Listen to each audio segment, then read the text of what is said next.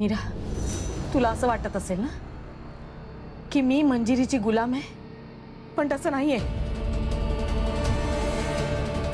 खरं म्हणजे खूप आधीपासून माया मंजिरीच्या हाताखाली काम करते. पण तुला असंही वाटत असेल की मी हे सगळं का करतेय, तर मी हे माझ्या दादासाठी करते. हे बघ, माझ्या दादाला काहीही न सांगता त्यांनी माझ्या हक्काचं मला सगळं काही दिलंय.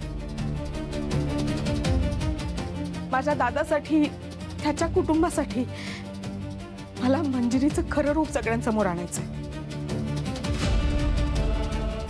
तू सांगशील ना ते सगळं करेन मी काहीही करायला तयार आहे. म्हणजे तुझ्या सगळ्या योजना यशस्वी होतात असं नाही, कधीतरी काहीतरी गडबड होते, पण तुझा हेतू चांगला असतो, सगळ्यांच्या भल्याचा असतो. तू सांगशील ते करीन मी. माझी खात्री आहे या घराला वाचवायची ताकद फक्त तुझ्यात आहे मीरा. प्लीज आता वेळ वाया घालवण्यात काही अर्थ नाहीये. मंजिरीचं गुपित लवकरात लवकर उघडं पाडायला हवंय, नाहीतर आपल्या सगळ्यांचं आयुष्य उद्ध्वस्त करेल ती. प्लीज.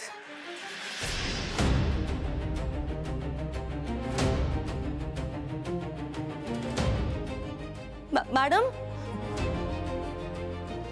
मॅडम. माया,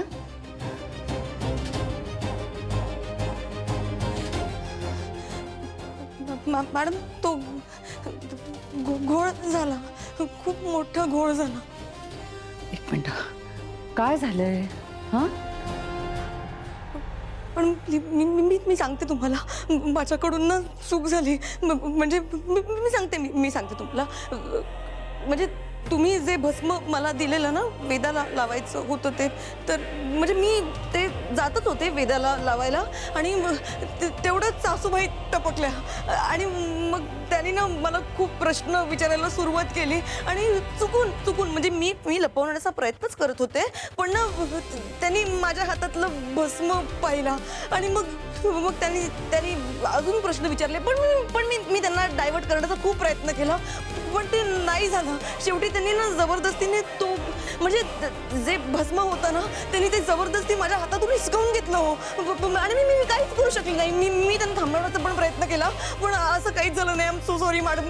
मी खरंच सॉरी बोलते. मी अशी चूक परत कधी होणार नाही. I am so sorry madam. Please माझा जीव घेऊ नका मॅडम. प्लीज मला एक चान्स द्या. प्लीज माझ्याकडून माझी चूक नाही होणार. I am really sorry madam. Meera, तू बोल नर्मदा आत्यांशी, सांभाळ त्यांना.